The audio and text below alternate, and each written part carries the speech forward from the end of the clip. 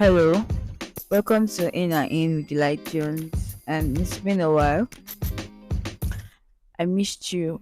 I don't know if you missed me, but I really missed you. Yeah, a lot has been happening to me. A lot has happened in my life. I got a job, started working as a social media manager, and I don't know what made me feel like I'll be able to manage building my personal life, my podcast, the job, family and everything, all these things were happening to me at the same time. And I was doing a bad job at, controlling my life. So I'm currently at home. Yeah. I work remotely. And you know that thing they say, if you're working remotely, don't do it to your father's house. Trust me, I got to understand what they meant by that. So I'm at home. And I mean, everybody's literally working in my house. In the morning, my dad goes out, my mom goes out, my sister, everybody's rushing out of the house. And mostly it's me and my dad. Yeah, so my dad sometimes doesn't go to work, sometimes he's home, sometimes he goes to work. And everybody believes that because I'm working remotely, I have to be the one at home to clean up, cook for them before they come back. And I literally had to hold a meeting and tell them, see, I'm working remotely doesn't mean I'm not working. I'm actually working, and sometimes we working remotely here work more than people actually going to the office, because once you go to the office, boss is 5, you're done with work. Some of us work 6, 7, 8, 9. They're calling for a meeting or something, like your team lead is talking to you, Alpha, let's do this, let's do that. What that's the problem with working remotely. I don't know what makes you feel like, okay, because this person is at home working, yes, they should have time to do this, they should have time to do that. There's no time. The only good thing I could say about working remotely is that you could decide to add another job to your current job. Yeah, that's if you have the energy to do that, because it's mostly stressful. But if you have the energy, then go for it. So that's like the good thing about working remotely. So down to this episode, down to the reason why this is a part 2 here. I spoke about relationships in the last episode, and I centered on cheating. I literally dedicated one episode to cheating. And obviously now a lot of people don't understand that relationship here. Cheating is not the only problem. That's one problem. There are a whole lot of problems in relationships that are unhealthy. And if these things happen to you, these things I'm going to talk about, they happen to you, I think you should consider talking to your partner. Some of them you could talk to your partner. Some of them there's nothing you will say to your partner. They just have to go. Let's go of that unhealthy relationship today. Just let it go, okay? So the first thing I'm going to talk about is bad communication. I wanna I feel like men, generally they have a problem communicating. And I'm not just speaking for men that have dated, I'm speaking for men that I have as friends. It takes time. I've talked to them. Alpha, what's happening now? Tell me what's happening. Well, not too much, I'm fine. But something is literally happening to them. It could be money issue, it could be anything, it could be relationship, they don't want to talk about it, they don't want to communicate. But then at the point when they realize, okay, this girl is actually serious, and then she's communicating, she really wants to know, not just for knowing's sake, they start talking. I have a lot of people that come to me and say, oh, you know how to communicate very well, how do you do it? And I'm like, basically it's you talk and you listen. You listen and you talk. You listen, you think about it, you in your head, you think about it, you try to place this here, you try to place this here, and then you talk. That's basically communicating. Like basically you're just trying to understand what that person is saying. That's it. And I think another problem they have is they can't put their emotions in words. If you know somebody that's a man and he can put his emotion in words, you don't know what God has done for you. But most of them have bad communication. So this is how you know somebody that has bad communication in a relationship. It's going to be very terrible if you don't even know what it is. But first of all, you're always doing the talking. You're talking to them about your plans, talking to them about your goals, you're talking to them about everything you want to do, I'm doing this, I'm doing that, I'm doing this, I need to do this, I have to do this. And they're like only listening to you. You're not telling you anything about them, about their life. Like basically, but you're always sharing because definitely that person has to be a partner, yeah? You're always sharing, you want to involve them in every part of your life. But it's like they just say for the I love you and knacks. That's not how it's supposed to be. You have to look into that relationship. You have to work on your communication. If you see that this man is not willing to communicate, then sorry, this is not a gender thing. It could be a man, it could be a woman. If you feel like they're not ready to communicate, please move on because you're not doing yourself any good. Because if you continue like that, at a point it will look like you're on your own. You're editing yourself, and nobody wants that. That's a bad feeling. That's a very terrible feeling, yeah? The next one is mistrust. There's no trust in the relationship. How is it supposed to work? I believe love and trust, work hand in hand. If you love me, you're supposed to at least trust me to an extent. If you trust me, you're supposed to at least love me to an extent. I feel like they are like brothers and sisters, 5 and 6. And yes, if you feel like your partner doesn't trust you, I feel like you should go to them and have a conversation. Yeah, why don't you trust me? What exactly am I doing that's making you feel like this? What exactly am I doing that's making you feel like you can't trust me? I think people that actually care about their relationship do this. They notice their partner is off. Yeah, I think it's normal thing in your dating, but I realize some of you are actually not dating because you like this person, you want to be the anything person. You are dating for fun.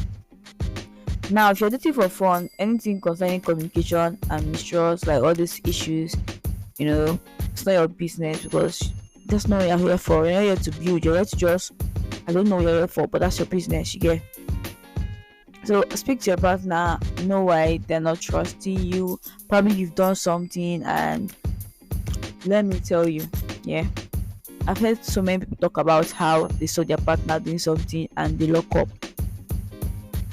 And some of the times when they confront their partner and they find out that oh, this is not how you saw it, but based on the way you saw it, yeah, you think it's like that. You get, they might be lying, I don't know. They might be lying, but the ones that are not lying, yeah. And then there are some that you will see so clear. Like you don't need to ask anybody. You can see clearly that this person is just playing with you. Yeah. I mean, if you think you can still work on it, fine. Another thing is controlling. It has come to my knowledge that most of you have controlling partners. You have partners that can't let you do some certain things, apart from the things that you're not supposed to do as per se in the relationship. You guys have partners, I'll tell you, don't do this, don't do that. There's a difference between like having stands here on relationship, knowing what to do in a relationship. It's different between being right and wrong, and it's different between being controlling. Let's give an example. Controlling is you can't do this, you can't wear this, you can't go here, you can't see this person, you can't do this. Like basically they have rules. They can cancel anything, they can even stop you from seeing your parents, your loved ones. They go as far as blocking your friends. Like, why would you be in a relationship where the person can block your friend? How does that sound? Like, how do you feel? That I've actually been in a relationship where this relationship was very toxic. It was very, very toxic, to be fair. I've never been in a toxic relationship like that in my life. In my life. At that moment, call me Barbara the builder. he told me to block one of my friend because the friend told me something about him. I don't know what made him think that I will block her. I don't know if he thought I was that in love with him that he would tell me to block somebody that told me something about him. Like, boy, don't you think that sounds like, no, sounds weird? I mean, you're caught doing something and then you're telling me to block the person. And then controlling works hand in hand with manipulation, yeah. Because if somebody is controlling, yeah, they are manipulating you, like gaslighting you to the kind, like, basically if you can control somebody, you can gaslight the person, you can blackmail the person, you get. And manipulation is so bad. And the worst part is you could be manipulated and you have no idea. And the guy will separate between, oh, I'm in love, this person loves me, and oh, this is manipulation, this is toxic, this is unhealthy. It's very bad. And another of manipulation is when you have a partner that's trying to remove you from everybody. Let's say you have friends that look out for you, and probably your friends saw something about your so-called partner. I heard this about you, they told me this about you, and the response is like, why would you trust your friend over me? Why would you do this? Why would you do that? I've told you to cut off from those people. They're doing this, you're doing this to that, you're doing this to them. Bro, I believe in everybody, like your friends knowing your partner and all that, yeah. But I feel like there's a level to all of this. Like, yeah, your friends and your boyfriend she get acquainted, yeah, they want to get close.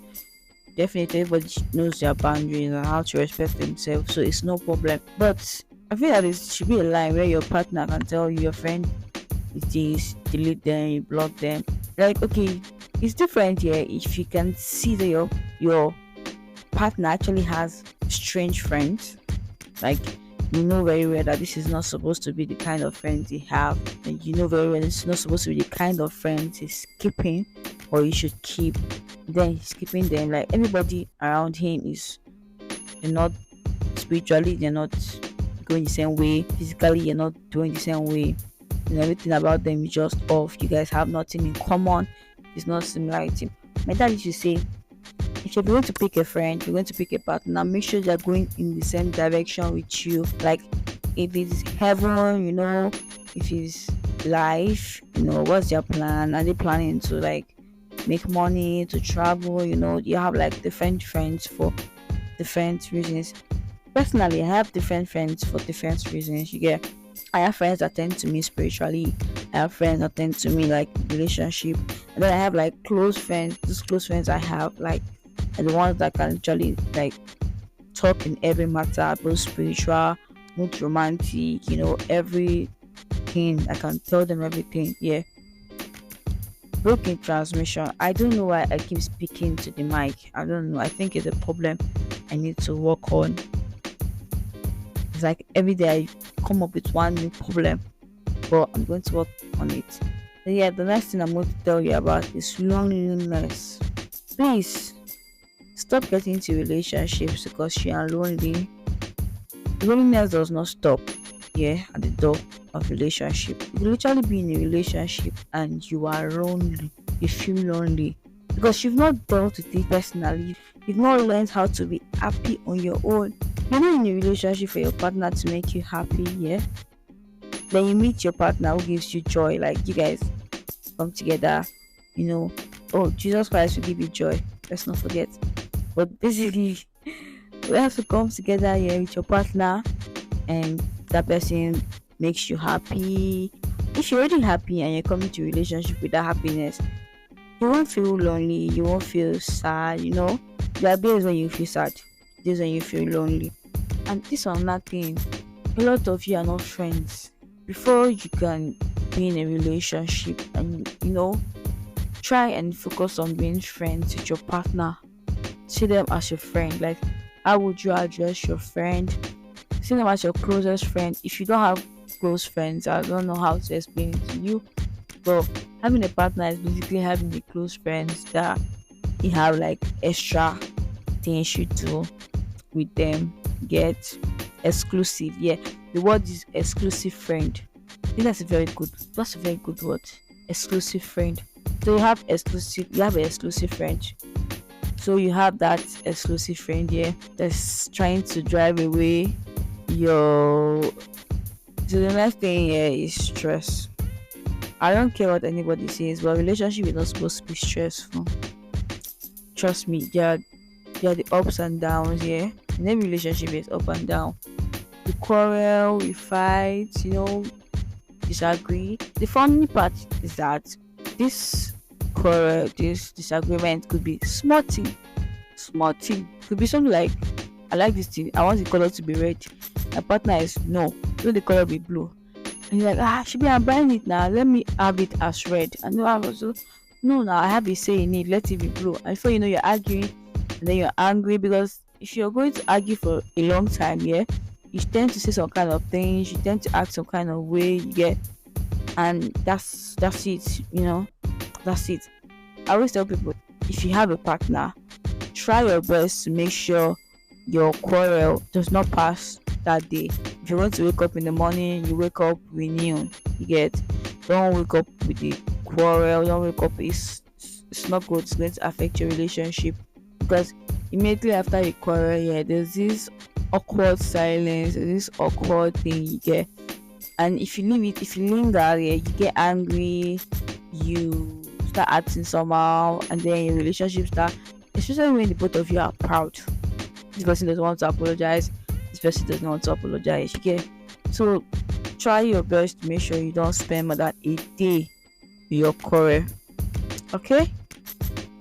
Yeah. So as I was saying, relationship is not meant to be stressful. If you always complain, God, I'm so stressed. This happened. He did this. He did that. She did this. She did that. I think you should be single. Because people like you that will leave a relationship and say, singlehood sweet. I used to be in that shoe. There was a time in my life that I left the toxic relationship and I was so happy I was single. I was like, and you know the worst part? It's not like I'm even in the street. I'm not in the street. I'm inside my father's house. I'm not in the street. I'm not everywhere. I'm not anywhere. You cannot see me outside safe. Because first of all, I'm introverted, so I'm always in the house. So when I was single, I was in the house. Yeah, I saw some people, I met some people. Yeah, it was nice. We had a good time and all that. But I was staying in my house. Okay, but I was still happy to be single. But then I got to a healthy relationship, and I'm like, why would I have this and be single? And one thing around me, I'm the kind of person that I don't mind arguing. I actually have a group of friends, yeah, and we named the group WWE. And basically, that group we share opinions, we we talk about a lot of things, and we quarrel, we argue. In fact, the major thing is doing that group is to argue, and we are coming to understand the fact that we cannot be hurting our feelings in the name of arguing. There's some things you should not say, some things you should not do. You could argue without throwing insult, you could argue without body shaming, you could argue without calling names, and all of those things we're actually learning it. And I love it for us because we cannot stop the arguing. We cannot stop the arguing. And one of the things is the group is mostly Chelsea fans. I think we have like 2 Man U fans. We're like 10 in the group. And we have like 2 Man U fans. And we have 1 Arsenal fan. Actually, the owner of the group is an Arsenal fan. And then the rest of us are Chelsea. Not really the rest of us, like 4. Including me, Chelsea. And then, the other people are not really involved in football. And then we are always arguing about football and things like that. Now, I just like the fact that we've come to a conclusion that we don't need to do all of that, make our relationship so stressful. I feel like I should make this also apply to friendships. Like friendship and relationship are not meant to be stressful. If you're dating someone that makes you feel like you're worthless, please leave. there's no don't even I don't even know what you want to communicate to the person about. Um, Alex, I don't know what happened, but every time you talk to me like I'm useless, you talk to me like I'm worthless. I don't know what I did to you for you to speak to me like this. I wish you stop making me feel like this. No, please, I beg you, them of God. You are loved at home. Pick up your mat and walk. You are healed in Jesus' name. You cannot be doing that. I said you're not loved at home, yeah? There's no way you will stay with someone that makes you feel useless. I don't do the trauma. Well, if you have daddy issues, mommy issues, I'll probably understand. But please leave if you're feeling worthless in your relationship. Please. If you need help, speak out, like tell your friends and see if they can help you out of it, because that's not normal. It's not normal to feel that kind of way. Come on now. And if you keep having mental breakdown in your relationship, I was talking to my friend yesterday also. Yeah. You know that thing where Snapchat brings up your past memory, yeah? A year ago. Yeah. They did it for me. They've been doing it for a while. And I found out that like March and April, yeah, I was in a very toxic space because May's my birthday. So I was in a toxic space March, April, and I kept on seeing my write ups and I realized, I'm better now, yeah. Everything is different. I've experienced growth, I'm not in the same level in my relationships, even my friendship, everywhere is soft to get everywhere is soft. And I saw those write ups and I'm like, I really was going through a lot, they were really sad. You could feel the emotions. You could feel that. You could feel the drain. Like you feel how drained I was when you read those texts. I wish I could read one for you right now, but I don't think that's necessary because every time I read it, my teeth, yeah, starts to feel like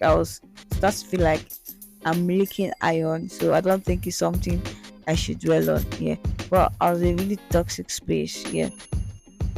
If Princess wants to like get on my nerves or something, she just wants to make fun of me. She will just say something about this my past relationship, and then I'll start thinking about it. You get, but that's all in the past. That's all in the past. I'm in a better place now. Yeah, and the last one I'll talk about here is abuse. Please, if your partner is abusing you, speak out. Please speak out. Your partner is not supposed to abuse you. Anything that goes out of loving you, yeah, it's no longer in a relationship. You are now a victim. If your partner is whether physical abuse, whether sexual abuse, whatever kind of abuse you are going through, that's no longer a relationship and you should be out of there.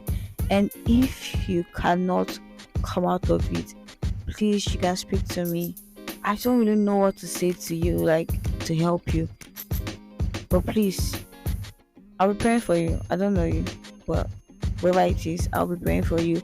I just do it like a general prayer because it hurts me to see people suffer in the name of relationship. You'll be sexually abused, you'll be physically abused, and all of that. Please find help, seek help. And the last one is helplessness. Why, tell me in this life, why would someone be feeling helpless in a relationship? There's like some things that you should not feel in a relationship. Except you are suffering from depression, you're fighting depression. In fact, if you're in a toxic relationship to push you further into committing suicide, that's like the fastest way to commit suicide. Yeah. That's the fastest way to commit suicide. Entering a toxic relationship when you're depressed. Let's be very careful. I'm speaking from experience, this particular one. This was supposed to be the last one, but I forgot one thing. Silent treatment. I hate, let's say silent treatment, stroke, isolation. I hate when people give me the silent treatment, and no matter what you're going to say, that's a toxic trait. Why on this earth would you be comfortable with giving your partner silent treatment?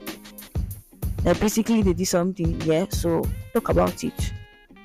That's what's the need of being quiet, like not speaking to them for days because they did something to you. And I think this also works hand in hand with bad communication, because if you have good communication with your partner, you won't be able to do the whole silent treatment isolation. And now there are a group of people this silent treatment don't go well for them, especially people that have had daddy issues. Most people that have had daddy issues have probably suffered from rejection. They probably had like serious issues with their dad, and their dad acted like they don't know them or something like that. And they're used to their parents giving them like silent treatment. So when they grow up, yeah, and they have partners, and their partners give them the silent treatment, shut up, it triggers the past memories, whether you like it or not. See, no matter how huge, yeah, you get, your trauma will always have triggers. There will always be something to like just spark it up, yeah. Like no matter how huge you are, and most times it's good to tell your partner about it. It's just that some of you are dating wicked and evil people. That if you tell them about your trauma, they will use it against you when they're angry. I don't think you should tell them. I don't think you should tell anybody everything at once. Tell them small and wait for them to be angry, so that you see whether they will expect you just use it against you. Because I've seen, see, may God not allow us to date wicked and evil people in Jesus' name. Another break in transmission. Can somebody tell me to charge my mic? I don't know my problem. I was recording and my mic died. I mean, I recorded like 5-10 minutes and I didn't know my mic was off. I was screaming. Like, basically, I'm recording this again. But it's okay. So, I'm going to go through some of the things I talked about today. Yeah, talked about mistrust. I talked about controlling. I talked about manipulation, loneliness, stress. Bad communication, silent treatment. Yeah, if there's anything you feel like I did not mention, there will be a poll on Spotify. Yeah, you can leave your suggestions for me. You can leave your thoughts for me. I would like to hear from you. Yeah. And thank you for listening to this episode. Yeah, it's your one and only big sis. I don't know the one that you want to give birth to. I don't know. That's not my business. Okay, it's your one and only big sis. Please make sure you like, make sure you share, make sure spread the good news, like spread the gospel. Okay, don't keep it to yourself. Okay, bye.